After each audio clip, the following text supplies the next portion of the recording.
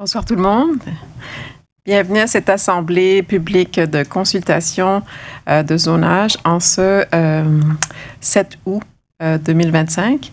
Mon nom est Cécilia Macedo, je suis la conseillère municipale du district de Marigot et je suis la présidente du conseil municipal de Laval également.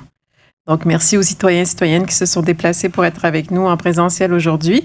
Et bonsoir à celles et ceux qui nous rejoignent aussi à distance. Donc, ce soir, nous avons 2 projets de résolution qui vous seront présentés. Mais avant de continuer, je voudrais d'abord souligner la présence de mon collègue Yannick Langlois, conseiller municipal de Laurier-des-Bois et président du comité consultatif d'urbanisme, qui représente le maire ce soir et qui va vous dire un mot de bienvenue. Monsieur Langlois. Merci, Madame la Présidente. Ce soir, nous avons 2 dossiers, effectivement. Le premier qui concerne une demande de PPC-moi pour autoriser, utiliser un super pouvoir lequel le gouvernement provincial a accordé aux municipalités. On va vous expliquer ça en long et en large à quoi ça retourne, mais sachez que c'est la première fois que le super pouvoir sera utilisé dans toute l'histoire de la ville de Laval pour un projet particulier qui nous amènera la construction de 100 logements sociaux et communautaires pour personnes aînées autonomes. Nous allons également avoir un autre projet particulier de construction pour la modification d'un immeuble, un autre PPC-moi, et on va vous dire ce qui en retourne. Vous êtes invités, bien sûr, à prendre la parole. Nous sommes ici pour vous écouter. Toutes nos oreilles sont tendues pour entendre vos questions, vos interrogations et vos commentaires. Merci de participer et bonne soirée. Merci. Maintenant, je vais vous présenter le déroulement de la rencontre. Dans un premier lieu, nous allons vous présenter chacune des résolutions. Nous allons vous informer des étapes à venir et répondre à vos questions s'il y en a. Vous aurez 15 jours par la suite. Là, on va vous donner l'adresse courriel où vous pourrez faire parvenir ceci. Donc, dans la section Assemblée publique de consultation sur le site web de la Ville de Laval. Donc, on est accompagné ce soir par des professionnels. Ici, M. Thierry Basque-Gravel, urbaniste. M. Jean-Pierre Meunier, bonsoir. Jean-Pierre Meunier, urbaniste. Nous avons aussi 2 autres professionnels qui sont avec nous. M. Mathieu Roy, urbaniste chef de la division, et Mme Josée Dion, conseillère professionnelle en habitation. Donc, on vous demande, s'il vous plaît, de réserver vos questions pour la fin. Je prendrai les questions à tour de rôle, une en présentiel et une en distance, s'il y en a. Et sans plus tarder, je vais céder la parole à M. Basque-Gravel pour débuter la première présentation. Voilà. Merci beaucoup, Madame la Présidente. Il me fait plaisir d'être ici avec vous pour vous présenter le premier dossier. Donc, le numéro du dossier, PP 2025-9, ça vise en fait une demande d'autorisation pour un projet d'habitation que la Ville de Laval a reçu. En vertu du pouvoir exceptionnel de dérogation au règlement d'urbanisme, donc comme plus communément appelé le super pouvoir. Donc, la localisation du projet, ça se retrouve dans le secteur de Chemédé, donc au nord de l'autoroute 440, plus précisément à l'intersection du boulevard Saint-Élizéard-Ouest et du boulevard Chemédé. Comme vous pouvez le voir sur la carte à l'écran, le terrain est composé d'un lot et d'une partie d'un autre lot. Il est identifié là, sur la carte par les pointillés en rouge. Et comme vous pouvez voir, tout autour de ce terrain qui est actuellement vacant, en friche, il y a différents bâtiments qui sont construits. Donc, au sud, on voit le quartier général du service de police de la Ville de Laval. À l'est, on voit un petit terrain avec un bâtiment commercial incluant l'usage bureau actuellement. De l'autre côté du boulevard Chemédé, on voit des habitations multifamiliales de haute densité. Et tout au nord là, du boulevard Saint-Élizéard, on voit des quartiers d'habitation jumelés et contigus. Donc, c'est l'environnement dans lequel se retrouve ce terrain. Quelques informations sur le zonage qui est en vigueur sur ce terrain. Donc, le type de milieu qui est applicable, c'est le T6.4, la zone 2904. Donc, dans ce type de milieu, l'intention est de favoriser la transformation vers une forme urbaine très compacte et à l'échelle humaine. Les hauteurs autorisées pour les bâtiments principaux sont de 2 à 6 étages. Le pourcentage de verdissement minimum pour un terrain est de 25 %. Le pourcentage d'air carrossable maximum pour un terrain est de 10 %. Le nombre minimal de cases exigées est de 0,5 cases par logement. Il n'y a pas de cases pour visiteurs qui sont exigées. Pour le projet qui vous est présenté aujourd'hui, ça nécessiterait l'équivalent de 50 cases de stationnement. Il y a plusieurs usages autorisés dans la zone, des usages principaux, les usages habitation, commerce, institutionnel et les usages du groupe récréation. Et il y a également 2 PIIA, donc plans d'implantation et d'intégration architecturale qui sont applicables, le PIA grandes artères et le PIA bâtiments de grande ou moyenne hauteur. Maintenant, on vous présente quelques photos du site. Donc, la photo que vous voyez à l'écran a été prise de l'intersection, donc du boulevard Saint-Élisard-Ouest et Chemédé. On voit le terrain en friche. Et tout au fond, vous pouvez voir le quartier général du service de la police. 2 autres photos. Celle de gauche, on est sur le boulevard Chemédé. Donc, vous pouvez voir le terrain. Et plus à gauche, vous voyez le quartier résidentiel d'habitation jumelé et tout au fond, un autre bâtiment multifamilial. Et la photo de droite, vous pouvez voir à gauche le bâtiment qui abrite l'usage bureau actuellement. Vous allez voir plus à droite là, le terrain en friche et de l'autre côté du boulevard Saint-Élisard-Ouest, les bâtiments multifamiliaux de haute densité qui sont présents. Donc, la présentation du projet, plus particulièrement, le requérant souhaite construire un projet d'habitation de 100 logements sociaux et communautaires. La clientèle qui est visée, ce sont des personnes aînées autonomes de 65 ans et plus à faible revenu. Le terrain appartient actuellement à la Ville de Laval et le bâtiment comprendrait 6 étages, une superficie de 1189 mètres carrés et il y aurait 22 cases de stationnement extérieur qui desserviraient le projet. Quelques informations sur l'implantation. Donc, vous allez le voir plus en détail sur les prochaines diapositives avec l'implantation du projet. Mais en rafale, là, le bâtiment est implanté à 9,11 mètres de la ligne avant, 2 mètres de la ligne avant secondaire, ça c'est le boulevard Chemédé, 12,37 mètres de la ligne latérale et 4,4 mètres de la ligne arrière. L'entrée principale, vous allez le voir également sur les illustrations, il est situé du côté gauche du bâtiment, donc près du boulevard Saint-Élisard-Ouest. Le projet présente actuellement une surface végétale de 23,1 % et une surface carrossable de 29,8 %. Tel que je vous mentionnais, voici le plan d'implantation du projet. Donc, on remarque au centre le bâtiment à toit plat, là, qui est en beige. À gauche, vous pouvez voir l'allée de stationnement qui mène à un stationnement derrière de 22 cases.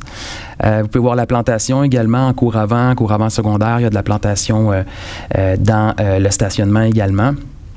Vous remarquerez l'entrée qui est située du côté, l'entrée du bâtiment qui est située sur le côté du bâtiment, pardon, à gauche. Et finalement, il y a un trottoir qui relie le bâtiment à l'allée de stationnement et aux 2 boulevards qui le desservent. Vous retrouverez également dans la présentation un plan qui est le même plan qui vient de vous être présenté avec l'identification des différents éléments. Donc, si vous voulez vous y référer, là, ça sera disponible dans la présentation. Maintenant, quelques éléments sur l'architecture du projet. Donc, le projet mené par l'organisme Mission Unité Née est un concept d'architecture unique qui permet d'offrir une offre en logement à faible coût. Donc, c'est un bâtiment de forme rectangulaire à toit plat, d'une hauteur de 6 étages de 18,1 mètres. La couleur qui a été choisie, c'est grège, donc une déclinaison de tons de gris et de beige. Comme vous avez pu le voir, les balcons sur le bâtiment sont en saillie. Il y a également une terrasse commune au rez-de-chaussée. Au rez-de-chaussée, il y a également à l'intérieur du bâtiment 10 logements et plusieurs espaces communs. Alors que chacun des étages du bâtiment comprennent 18 logements par étage. Et le total, il y a 15 logements de type studio, 74 logements de une chambre et 11 logements de 2 chambres. Voici une élévation des 4 portions du bâtiment. Donc, on voit les différentes couleurs là, qui sont utilisées sur le bâtiment. Une autre élévation qui montre les matériaux. Donc, les matériaux sur le haut du bâtiment sont du parement métallique et les matériaux du bas sont différentes formes de briques. Une autre image qui montre maintenant le détail des balcons, des fenêtres, des portes-patios et des moulures, la majorité étant en aluminium. Il est également important de prendre en compte qu'il y a des mesures écologiques qui sont associées au projet. Donc, il y a des mesures de biorétention, une noue de biorétention qui est proposée le long de l'allée d'accès au stationnement conformément au règlement sur les branchements de la ville, le règlement 11-870. Et il y aura également une toiture blanche avec une membrane de finition avec un indice de réflexion solaire de 90, ce qui est conforme à l'article 380 du Code de l'urbanisme. Quelques informations maintenant sur la mobilité et le stationnement du projet. Donc, l'aire de stationnement qui est aménagée l'est sur une partie du terrain qui est occupée par le service de police de Laval actuellement. La plantation dans le stationnement est d'un arbre à petit déploiement et 2 arbres à grand déploiement. Il y a également un support pour rangement de 9 vélos qui est installé près de l'entrée du bâtiment. Il y a également un socle pour la mise en place de 2 bornes électriques qui seront faits dans une phase ultérieure. Des trottoirs sont également aménagés sur le terrain et relient le bâtiment au stationnement et au boulevard, comme on pouvait le voir sur le plan tout à l'heure. Quelques faits importants concernant la demande. Donc, il y a des contenants semi-enfouis qui sont prévus. Il y a également une haie qui entoure la génératrice qui est située à l'arrière. Une étude acoustique sera requise aussi pour mesurer les décibels produites par la génératrice et émettre des mesures d'atténuation le cas échéant. Il y a des lampadaires qui sont prévus sur le site au nombre de 5. Il y en a 4 dans le stationnement et 1 dans la voie d'accès. Il y a également une étude acoustique qui sera requise et l'implantation de mesures d'atténuation car le projet est situé dans une aire de contrainte sonore au Code de l'urbanisme, dans l'aire de bruit de l'autoroute 440 plus précisément. Il y a également de la rétention pluviale qui sera réalisée sur le toit du bâtiment et une noue de rétention sera prévue le long de l'allée d'accès comme je le disais tout à l'heure. Il y a également un réaménagement du stationnement qui sera nécessaire sur le terrain du service de la police pour compenser les cases qui ont été consenties au projet. Donc, ce sera 27 cases qui devront être aménagées dans une seconde étape. Donc, au total, il y a plusieurs dérogations qui sont requises au projet. On vous met ici une liste des principales dérogations. Donc, il y aurait 22 dérogations qui seraient nécessaires. Donc, vous les retrouverez dans la présentation si vous voulez en apprendre davantage. Le projet de résolution qui a été adopté par le comité exécutif prévoit également des conditions. C'est une possibilité avec le processus du super pouvoir. Donc, la première condition est qu'un support pour vélo doit être installé à l'extérieur du bâtiment. C'est une demande qui a été faite par le comité exécutif pour répondre aux besoins de mobilité active des usagers du bâtiment. La deuxième condition est que les dispositions applicables du Code de l'urbanisme concernant les usages sensibles à proximité des voies routières et ferroviaires qui présentent des contraintes sonores majeures soient respectées. Essentiellement, ce que ça veut dire, c'est qu'une étude devra être produite pour mettre en place des mesures d'atténuation pour le projet, comme je disais, qui est dans l'aire de contraintes sonores de l'autoroute 440.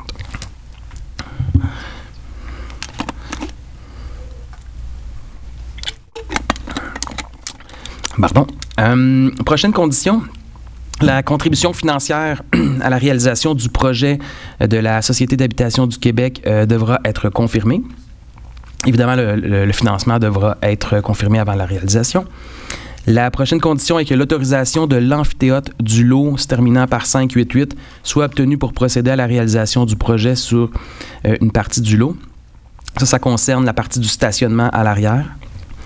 Et la dernière condition est qu'une entente encadrant la nature de la contribution municipale et assurant la réalisation du projet, ainsi que son exploitation, soit conclue entre le demandeur et la Ville de Laval avant la délivrance du permis de construction pour le projet. Condition importante, je tiens à le noter, car ça permettra d'assurer l'abordabilité des logements et la pérennité du projet dans le futur. Suivant ces conditions et suivant des discussions récentes, il y aurait une modification à apporter à la résolution finale qui sera adoptée par le comité exécutif, c'est-à-dire de retirer la condition concernant l'amphithéâtre parce qu'il a été jugé que ce n'était pas opportun de le faire. Maintenant, les prochaines étapes du dossier. Donc, pour les 15 prochains jours, il y aura la consultation écrite jusqu'au 22 août.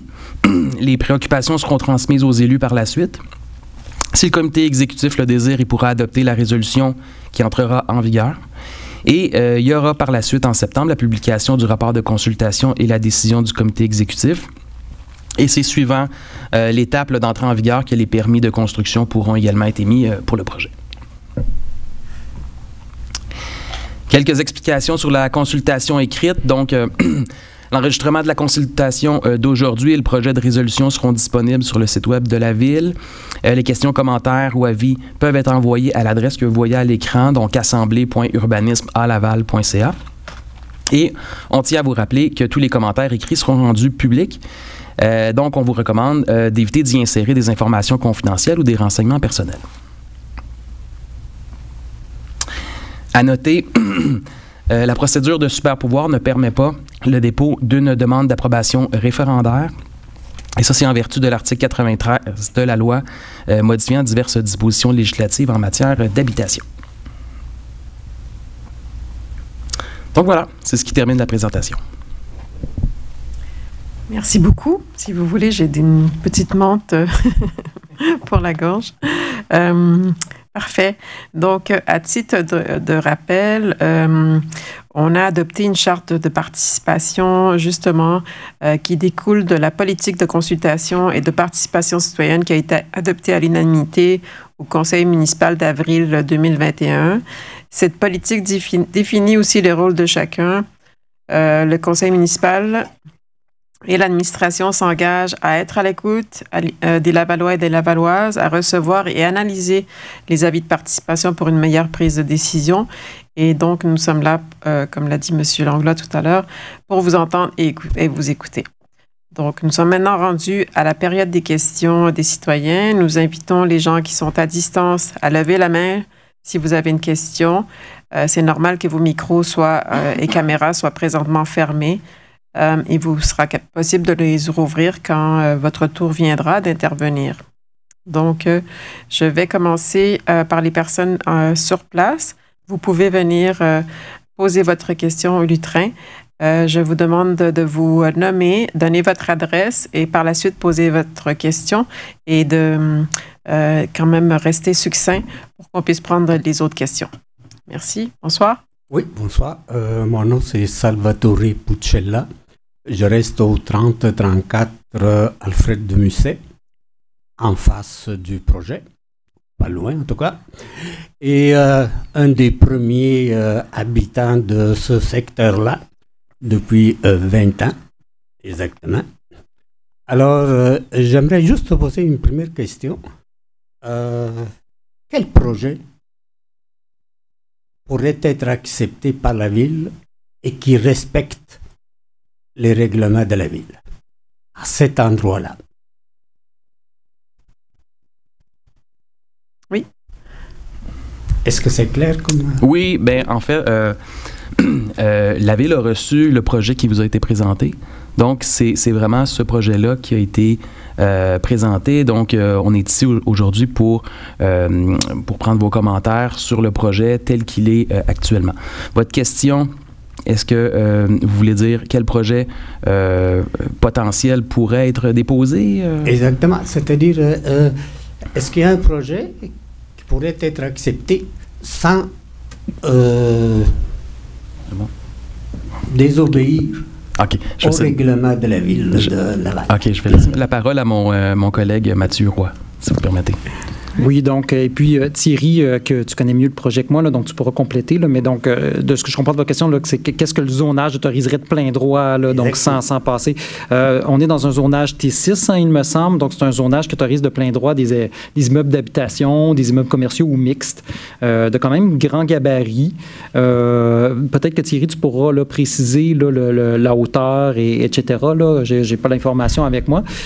Donc, le type d'immeuble qu'on autorise aujourd'hui, là, je vous dirais, cadre quand même dans l'ensemble avec les principaux paramètres du zonage. Malgré tout, il y a plein de petits détails qui ne sont pas respectés là, au niveau, par exemple, des caractéristiques architecturales très précises du bâtiment, de certaines marges, etc. Donc, il y a des éléments du projet qui font en sorte qu'il est dérogatoire, mais le zonage c'est quand même cohérent avec le type de zonage en termes de densité ou de volumétrie de bâtiment qu'on peut y retrouver. C'est parce qu'en fait, dans la présentation que vous avez faite des photos, moi, ça me rappelle exactement ce que j'ai vu il y a 20 ans. C'est-à-dire, il n'y avait rien. Là, vous présentez un projet où il n'y a pas de Costco, il n'y a pas de les 7-8 gratte-ciel sur la rue Saint-Elzéar, entre Chaumédy et Boulevard Labelle. Il n'y a rien. Tout ce qu'on voit, c'est votre présentation. Comme si c'était sorti de nulle part. Et en fait, tout autour, en fait, juste en face, il y a un bâtiment qui est en train d'être construit. Ils sont rendus au premier étage et on bouffe la poussière tous les jours avec les camions de la ville qui viennent mettre de l'eau une fois par année pour éliminer un peu la poussière. Alors, je me demande, est-ce que c'est un projet qui est adapté au lieu dans lequel vous... C'est-à-dire, est-ce qu'un projet aussi gros de 100 logements, est-ce que c'est un projet qui va dans ce petit coin de Chaumédy, Saint-Elzéar, à côté d'autres bâtiments qui, comme je vous disais, depuis 20 ans, ça va faire 20 ans au mois de septembre prochain que je suis dans ce coin-là, ça a changé énormément. Puis, je me dis, est-ce qu'il ne peut pas y avoir un projet un peu plus équilibré par rapport au... On se promène ailleurs à Laval, il y a des endroits où... est-ce qu'il faut prendre cette petite parcelle pour faire un projet aussi gros? Oui. Bien, si vous permettez, je reviendrai à votre première question pour répondre à votre deuxième. Est-ce que le super pouvoir consiste à isoler ce petit coin, ce petit lopin de terre-là, du reste de tout le quartier? Oui, je comprends. En fait, quand on a fait l'analyse, on a justement analysé le zonage qui est en place. Je présentais dans les premières diapositives le zonage, donc le T6.4, ça permet quand même des bâtiments de 2 à 6 étages. Ça permet plein d'usages différents, donc commercial, institutionnel. Donc, le zonage en place est issu de la refonte des règlements qui vient d'être fait il y a quelques années. Donc, il y a déjà une réflexion qui avait été faite sur ce secteur-là. Et il y avait déjà plusieurs usages, plusieurs bâtiments, plusieurs types de structures de bâtiments qui avaient été autorisés. Donc, le projet qu'on reçoit aujourd'hui peut paraître dense, mais il correspond au zonage qui avait été mis en place, à l'exception, comme on le disait, de certains paramètres, des marges de recul, des nombres de cases de stationnement, mais il correspond en termes de hauteur, il correspond en termes de gabarit aussi à la fois au zonage et aux bâtiments multifamiliaux qui sont dans les zones alentours. Donc, on a eu cette réflexion-là, en effet, quand on a... En termes de gabarit, correspond aux exigences de la ville de Laval? Bien, si vous avez pu remarquer sur les photos, il y a beaucoup de bâtiments multifamiliaux de grande hauteur qui sont de l'autre côté du boulevard Saint-Elzéar. Il y en a exactement... C'est pas une raison pour en ajouter d'autres. Ah!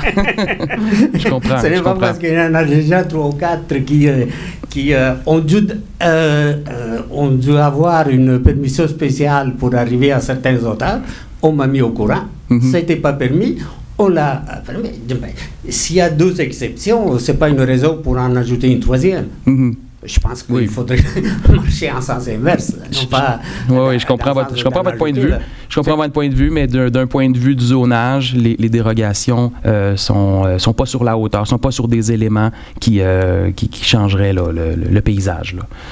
Donc moi, compte tenu des postes de stationnement qui ont dû être ajoutés en empruntant sur le stationnement du poste de police, parce que j'imagine que s'il n'y avait pas eu cette empreinte-là, il n'y aurait pas eu de bâtisse à cet endroit-là. Là. En effet, le stationnement est nécessaire pour le projet. Il n'y aurait eu aucune place de stationnement. Là. Oui. Et vous aurez stationné où? Chez Costco, au Palais des Sports? Déjà sur la rue Saint-Elzéar, là, essayez d'y aller vers 4h ou 5h l'après-midi, là, quand les gens vont justement chez Costco, ou le matin, vous aurez de la misère à passer. Moi, je prends la rue Alfred de Musset, tout de suite après les lumières. Je vous dis, j'ai de la misère à tourner à gauche. Hein? Merci. OK. Merci beaucoup pour vos questions. J'aimerais juste ajouter, Madame la Présidente, ici, il s'agit du logement social et abordable pour des personnes aînées. Vous le voyez, pour les personnes à revenus modiques, c'est très difficile de se loger à Laval. C'est souvent des aînés qui ont pas beaucoup d'argent pour se payer un loyer. Donc, ici, nous avons un projet, justement, dans ce sens-là, qui va régler une certaine partie de ces problématiques-là, au moins pour ces 100 unités-là qui vont être là.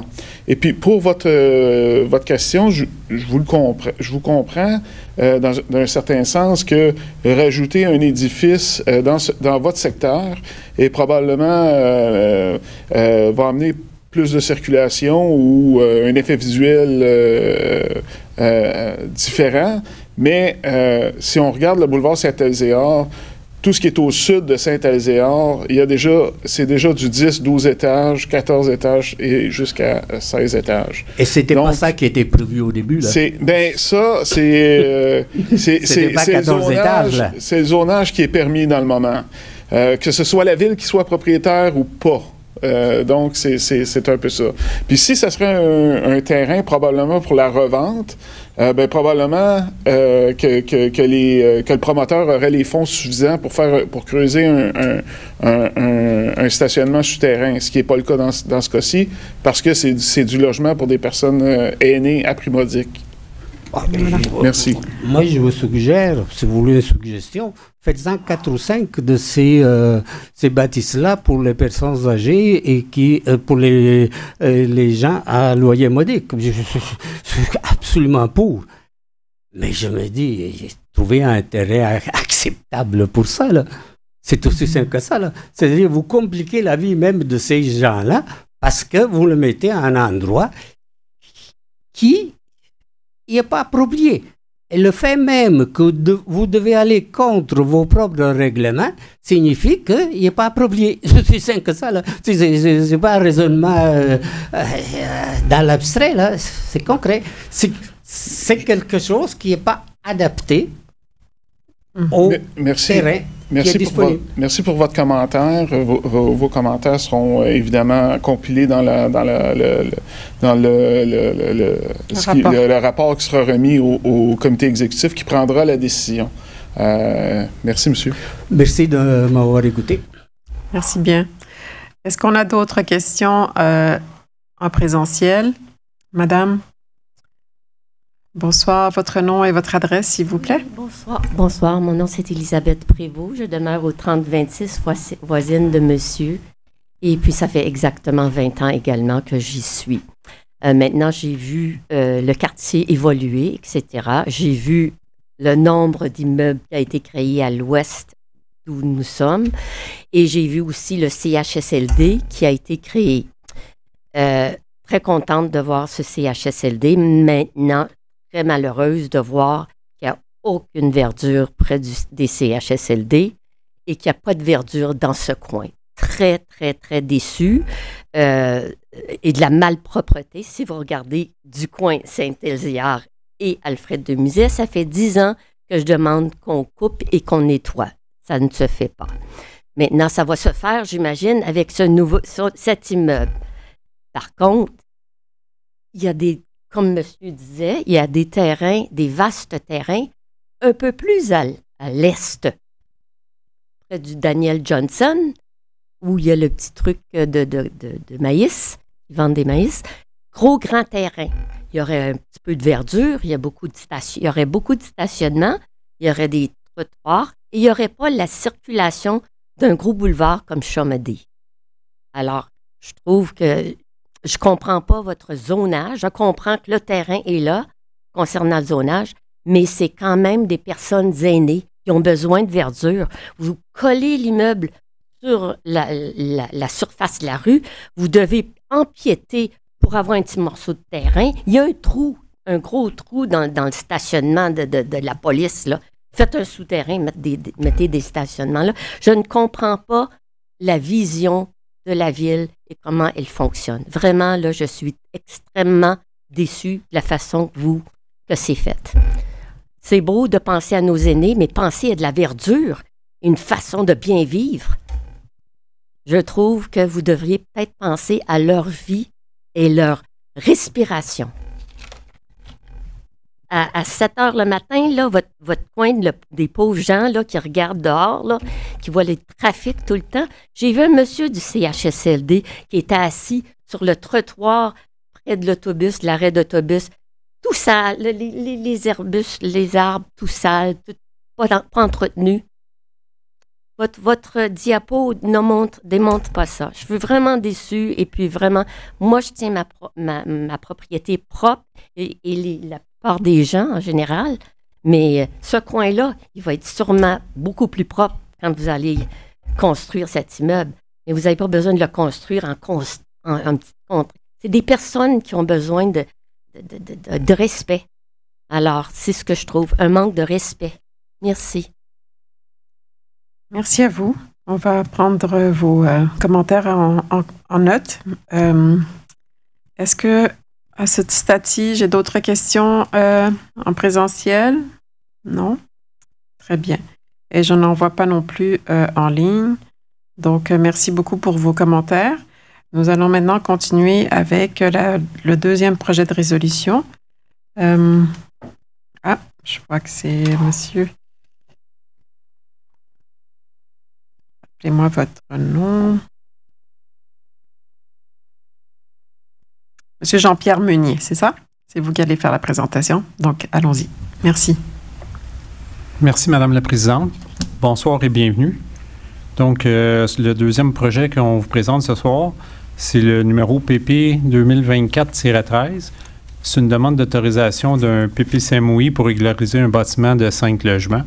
PPCMOI, c'est l'acronyme pour un projet particulier de construction, de modification et d'occupation d'un immeuble. C'est l'acronyme que je vais utiliser durant la présentation. Donc, le dossier en question il est localisé au 7013 à 7021 boulevard Lévesque S. Il s'agit, là, dans le fond, d'un terrain qui est juste un peu à l'est de l'autoroute 25 avec le pont payant. Donc, on voit sur le boulevard Lévesque le terrain en question avec une habitation qui comporte 5 logements. La rue transversale au boulevard Lévesque-Est, la plus proche, c'est la rue Saint-Jean qu'on voit ici. Et le pont payant de l'autoroute 25 qui se trouve juste en bas de la photo.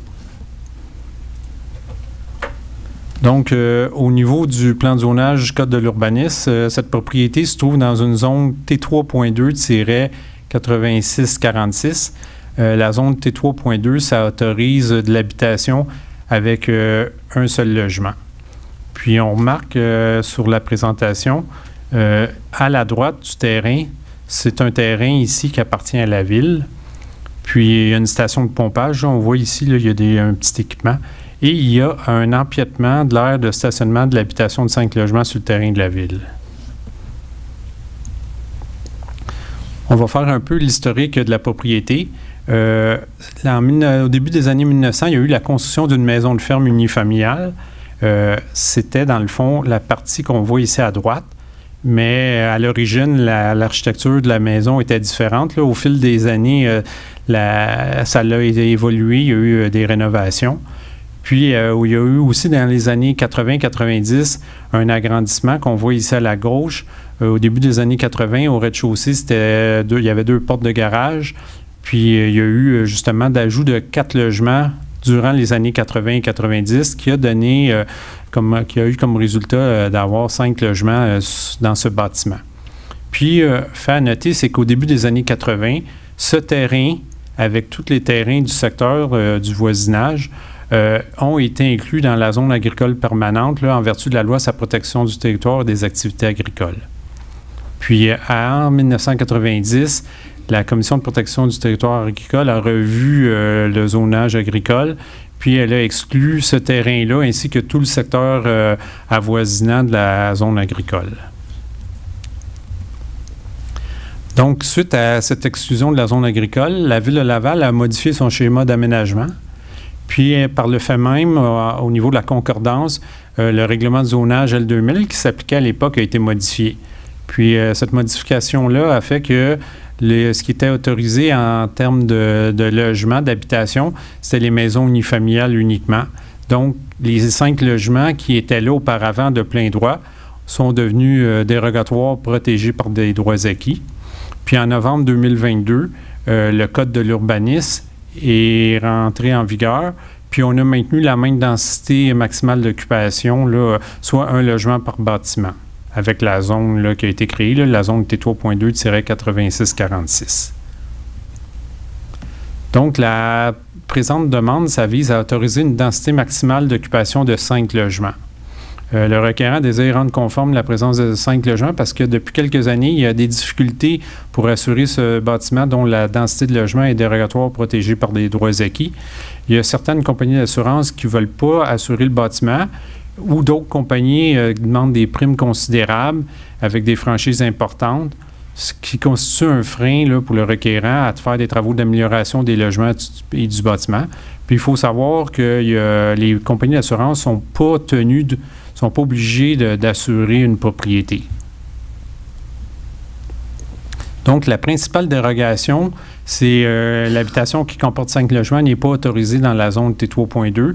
Puis, dans le fond, ce serait de régulariser cette situation-là en permettant une densité d'occupation de 5 logements. Au niveau de la planification, bien, il s'agit d'une situation qui est existante depuis les années 80. Puis la demande, elle respecte les critères qui sont applicables du PPCMOI. Le requérant, lui, éprouve des difficultés à assurer le bâtiment, dont la densité dérogatoire, protégée par des droits acquis. Puis il a déjà fait plusieurs démarches auprès de la Ville pour trouver des solutions. Puis la Ville lui a recommandé de déposer une demande de PPCMOI afin de régulariser le nombre de logements, d'où la présente demande que l'on vous présente ce soir. Au niveau du milieu environnant, la densité d'occupation du projet a peu d'impact sur le milieu environnant en raison de l'éloignement des habitations voisines puis de la présence de terrains vacants qui ceinturent la propriété. Qu'on a pu voir sur la photo à oblique, on voyait bien que ce terrain-là, il est isolé puis les autres maisons sont quand même assez éloignées là, par rapport à la propriété. Donc, avec le PPCMOI, le comité exécutif va demander le respect de certaines conditions. Donc, une de ces conditions-là, c'est que les dispositions du type de milieu T4.1, donc le type de milieu T4.1, ça permet de l'habitation de 5 logements. Ça va s'appliquer lors de la reconstruction du bâtiment principal si jamais il était détruit. au lieu d'appliquer les dispositions applicables du type de milieu T3.2, parce que le PPCMOI, ce que ça fait, c'est pas un changement de zonage. Le type de milieu va rester T3.2, mais avec la résolution, on va autoriser, on va dire, on va appliquer les dispositions du type de milieu T4.1 qui permet l'habitation de 5 logements. Aussi, qu'il y ait seulement un bâtiment principal qui soit érigé sur le lot concerné, même si ce lot serait ultérieurement subdivisé. Puis qu'à l'intérieur aussi d'un délai maximal de 12 mois qui va suivre l'entrée en vigueur de la résolution de PPC-MOI, qu'il y ait une clôture en maille de chaîne sans latte qui soit installée le long de la ligne latérale droite, à l'endroit où est-ce qu'il y avait l'empiètement sur le terrain de la ville. Puis cette clôture-là, qu'elle débute à une distance de 3 mètres de la ligne avant, puis le long dans la cour avant, qu'elle ait une hauteur qui varie entre 0,9 à 1 mètre, et dans la cour latérale et arrière, que sa hauteur puisse être comprise entre 1,5 mètre et 1,8 mètre. Et aussi qu'à l'intérieur d'un délai de 12 mois, suivant l'entrée en vigueur de la résolution de PPC-MOI, que la superficie qui est occupée par l'aire de stationnement qui empiète sur le lot de la ville soit revégétalisée, parce que là, actuellement, c'est tout en gravier. Donc, les prochaines étapes, jusqu'au 22 août, il y a consultation écrite. Suite à cette consultation écrite-là, on va transmettre les questions, préoccupations aux élus. Et en septembre, le comité exécutif va adopter le second projet de résolution. On va aussi faire la publication du rapport de consultation et de la décision du comité exécutif. Par la suite, à la fin du mois de septembre, ça va être possible de faire une demande d'approbation référendaire. Puis, au mois d'octobre, il y aura adoption de la résolution finale avec son entrée en vigueur. Donc, la consultation écrite, c'est pour les 15 prochains jours.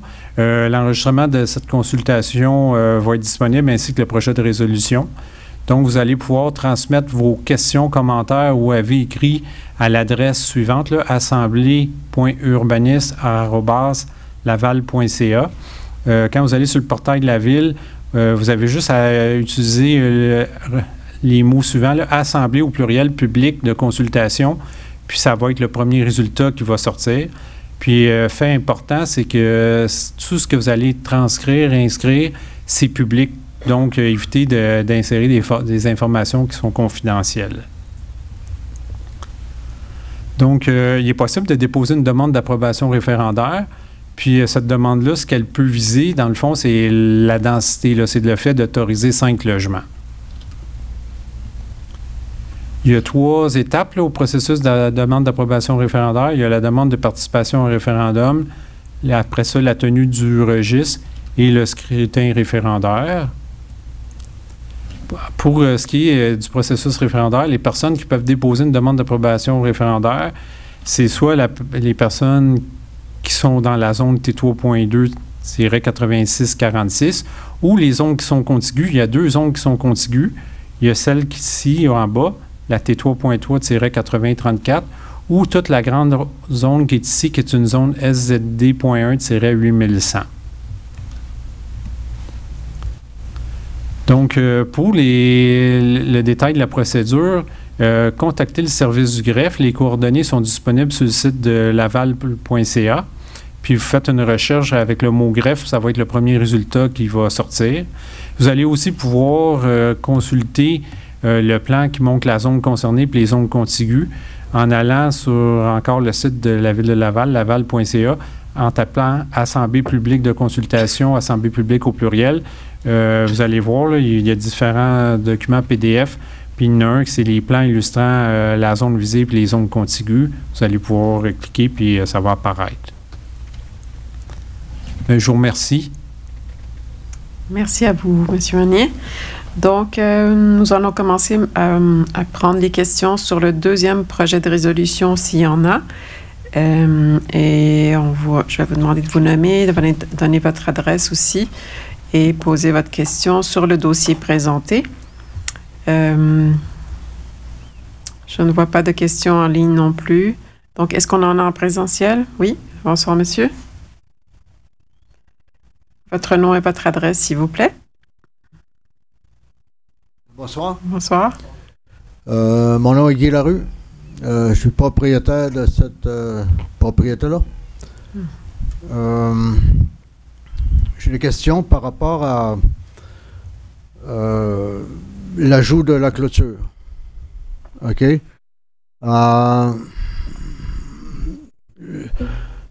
qu'on demande que la clôture fasse les 200 pieds de profondeur et l'arrière du terrain qui donne sur le lot de la ville et sur le lot d'à côté qui appartient à Monite? Ou est-ce qu'on pourrait se contenter de clôturer convenablement la section d'empiètement?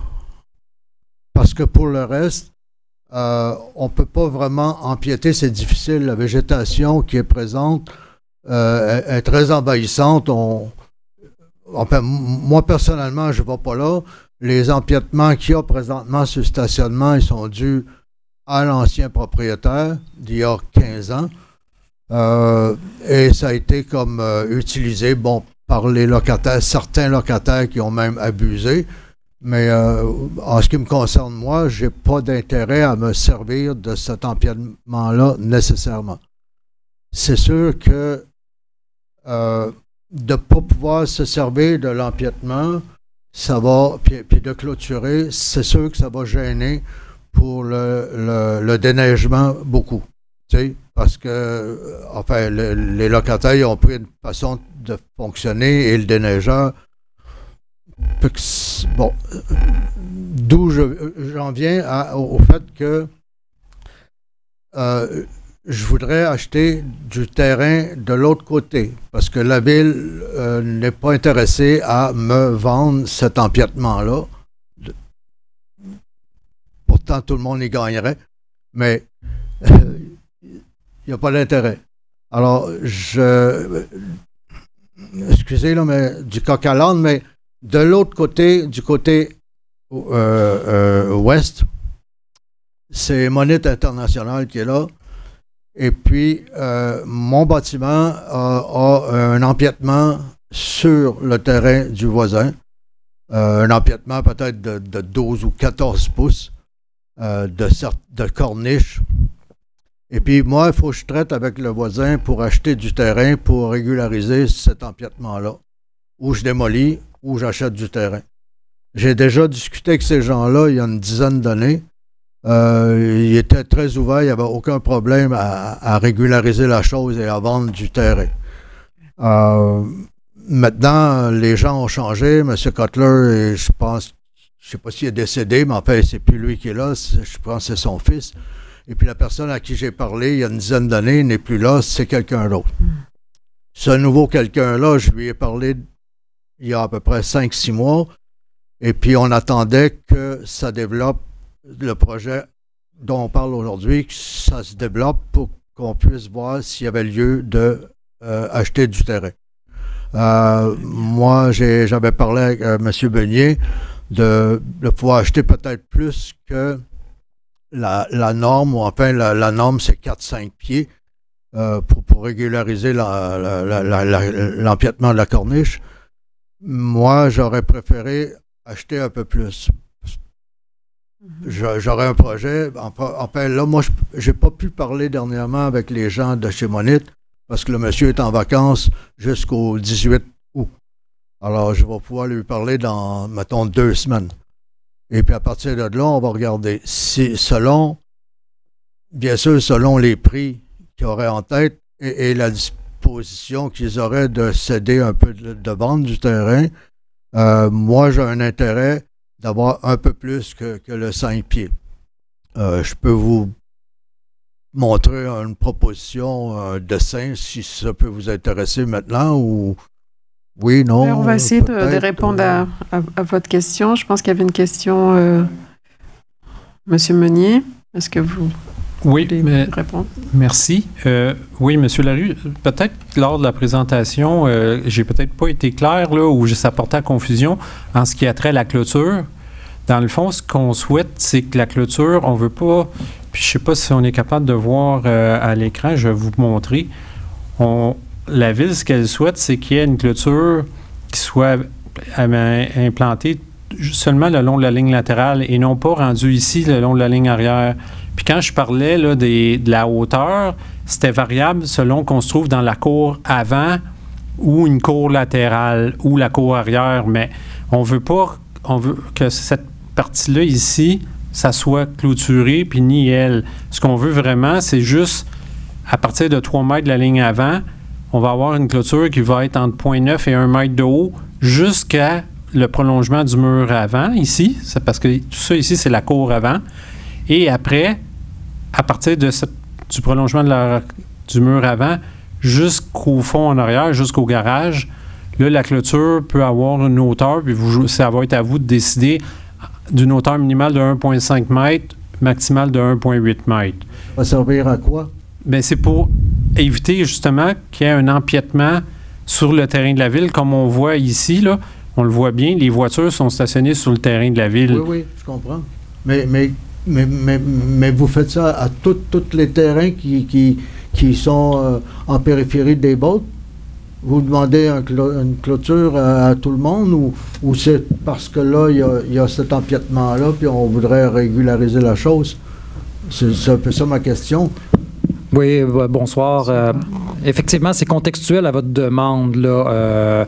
Quand on fait des PPC mois comme ça, c'est usuel de demander en condition certaines garanties ou certains aménagements qui vont permettre de régulariser des problématiques. Dans votre cas, la problématique principale, c'est celle de l'empiètement. Donc, la clôture vise vraiment à éviter qu'il y ait de futurs empiètements là, sur le terrain de la ville. Là. Donc, ça se veut une certaine contrepartie là, à l'autorisation particulière qui vous est donnée. Dans le micro, s'il vous plaît, on vous entend. Excusez-moi, il faudrait parler dans le micro. Parlez dans le micro, s'il vous plaît. Merci. Oui, on vous a pas entendu. C'est ça, l'empiètement va jusqu'à un poteau de fil électrique qui est sur le terrain.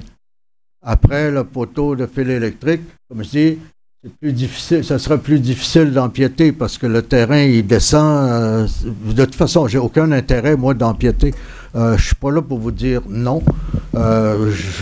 Oui, OK, on va le faire parce que moi, ça fait plus de 14 ans que j'essaie de régulariser ma situation. Vous m'offrez la possibilité de le faire, je vais la prendre, l'opportunité. Mais ce que je vous propose, peut-être, M. Larue, désolé de vous interrompre d'ailleurs, là, c'est simplement une proposition là, que j'ai à vous faire. Vous avez parlé tout à l'heure que vous aviez peut-être un document ou une proposition là, pour la clôture. C'est quelque chose que vous pourriez nous envoyer là, dans les 15 prochains jours. Et donc, la Ville là, pourra en prendre connaissance et prendre position là, sur cette question-là. Oui, mais justement, mettons l'achat de terrain du côté ouest par rapport à Monite puis l'empiètement qu'il y a de bâtiments et non pas les stationnements. Est-ce qu'on est vraiment régi ou est-ce que je pourrais prendre un peu plus de terrain? Parce que moi, je vois que toute la situation-là est un peu coincée. La ligne est sur le bâtiment carrément. Derrière, c'est un peu dérangeant. Derrière le garage, c'est très dérangeant. Sur les côtés du garage, c'est dérangeant. Il faut intervenir sur le garage éventuellement ou le changer ou le réparer grandement. Moi, je prendrais du terrain. À partir d'en arrière, j'ai montré à M. Meunier tout à l'heure, j'ai fait un croquis, mettons, qui donne un peu l'allure que moi, j'aimerais que ça prenne. Ça pourrait distancier, justement, peu importe le développement qu'il va y avoir dans le secteur, on ne sait pas encore. Mais peu importe ce qu'il va y avoir, si je peux un peu distancer tout ce qui va arriver, bien, ça va être autant bénéfique pour tous ces arrivages-là qui vont avoir un peu plus de tampons, d'espace entre ma propriété qui, là, est coincée et elle déroge un peu. Fait que ça, c'est une de mes questions. Est-ce qu'on va pouvoir aller à un peu plus de terrain? Puis après ça, il faut que je voie avec l'autre s'il est disposé et s'il n'est pas trop... par rapport au prix. Une autre question par rapport à la clôture, c'est pas pour rigoler, là, mais c'est une clôture mitoyenne, est-ce qu'on paye moitié-moitié? Tu sais, parce que ça coûte pas 200 $, là, la clôture, vous me parlez là, on parle des 20 000, là. Fait que je pose la question, pour ça que je me dis, si on paye pas moitié-moitié, ben ben moi, je mets une clôture jusqu'au poteau d'électricité, puis tout le monde est content. Il n'y a plus personne qui va se servir de l'empiètement. Puis après l'empiètement, il n'y a pas personne. Mes locataires, moi, je peux leur expliquer que c'est pas une bonne idée de déroger. Puis de toute façon, ils n'ont pas d'intérêt à le faire. Puis après, comme je dis, le poteau d'électricité, si tu veux empiéter sur le terrain du voisin, il faut que tu fasses venir des voyages de terre, tu sais. Fait que... Monsieur Roy? En gros, là... Ben, je vous remercie beaucoup de vos propositions. Bon, vous savez, on ne prend jamais de décision là, lors des consultations publiques. D'ailleurs, les décisions reviennent aux élus. Là. Nous, de notre côté, par exemple, ça va nous faire plaisir d'analyser là, vos demandes là, puis de faire des recommandations pour que les élus puissent prendre une décision éclairée. OK. Donc, on part de là que moi, je vais vous envoyer à M. Meunier les propositions que je pense faire. Puis, ben, de toute façon, il faut que j'attende que le monsieur d'à côté, avec qui je dois discuter, qu'il soit présent. Là, il n'est pas présent jusqu'au mois de... Ben, je vous dirais que nous, on n'a pas besoin de voir exactement les agrandissements que vous voulez faire de votre propriété. Ça, c'est vraiment une question qui vous appartient, je pense. Là. La problématique que ça soulève en matière de réglementation, est-ce que l'usage ou la densité qu'on va autoriser va suivre sur ces parties-là? Ça, c'est quelque chose que nous, on peut regarder s'il n'y a pas une mécanique là, qu'on peut ajouter à l'autorisation. Et ça, sans là, que vous ayez là, exactement le plan cadastral encore. Là, parce que sinon, ça voudrait dire de ralentir beaucoup là, votre processus là, de PPC-moi, là, ce que je doute que vous souhaitiez. Là. Donc, on peut regarder s'il n'y a pas une mécanique là, qui est envisageable indépendamment de la localisation exacte là, de vos acquisitions que vous souhaitez faire.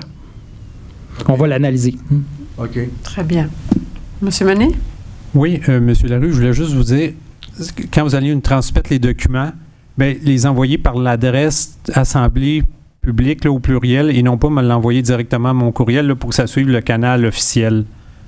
On va afficher le courriel où vous devez nous faire parvenir les documents, d'accord? Oui, donc peut-être que la dame qui vous accompagne peut prendre ça par écrit. C'est à cette adresse-là que vous devez nous faire parvenir vos documents avec les changements que vous proposez. Excellent. Puis ce que je vous propose là, pour vous faciliter la vie, considérant qu'on a déjà vos coordonnées, là, on pourra vous l'envoyer par courriel. Là, donc, vous faire parvenir exactement cette adresse-là là, pour pas qu'il y ait d'erreur. Là, on pourra vous envoyer un petit courriel à cet effet-là. Oui, OK. Parfait. Merci beaucoup. Merci à vous. Bonne soirée. Merci, bonne soirée. Merci. Est-ce qu'on a d'autres questions sur ce projet de résolution? Je n'en vois pas. Donc, je m'assure qu'il n'y a pas d'autres questions. Merci beaucoup. Donc, là-dessus, on va terminer notre soirée de consultation. Je remercie tout le monde pour votre participation, vos questions, vos commentaires. L'enregistrement, comme on l'a dit, de la séance sera disponible à partir de demain matin sur le site web de la Ville de Laval. Et vous avez, je vous rappelle, 15 jours pour nous faire vos commentaires par écrit à l'adresse qu'on a donnée, assemblée au pluriel.urbanisme@laval.ca. Donc, merci aux équipes pour la présentation, pour les réponses fournies. Merci à l'équipe technique également. Et je vous souhaite une très belle soirée et à la prochaine. Merci. Merci à vous.